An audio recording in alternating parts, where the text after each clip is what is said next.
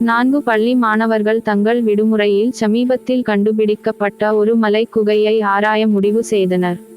அந்த குகைக்குள் நுழையும் போதே ஒரு விசித்திரமான, குளிர்ச்சியான காற்று அவர்களைச் சூழ்ந்தது. உள்ளே சென்றபோது, சுவர்களில் பழைய காலத்து ஓவியங்கள் தீட்டப்பட்டிருப்பதைக் கண்டனர். திடீரென, தூரத்தில் இருந்து மெல்லிய அழுகை சத்தம் கேட்டது. பயத்தில் அவர்கள் ஒருவரையொருவர் இறுக்கி பிடித்துக் கொண்டனர். சத்தம் வந்த திசையை நோக்கி டார்ச் வெளிச்சத்தை பாய்ச்சியபோது, அங்கே ஒரு பழமையான பெட்டி கிடந்தது. பயம் இருந்தும், தைரியத்தை வரவழைத்து அந்த பெட்டியை திறந்தனர். அதற்குள் விலைமதிப்பட்ட பொக்கிஷங்களோ அல்லது மர்மமான பொருட்களோ இல்லை. மாறாக, பல வருடங்களுக்கு முன் தொலைந்து போன, அந்த கிராமத்தைச் சேர்ந்த ஒரு சிறுவனின் டைரி இருந்தது. அந்தச் சிறுவன்தான் குகையில் தனியாக பயந்து அழுதிருக்கிறான் என்பதை புரிந்து கொண்டனர்.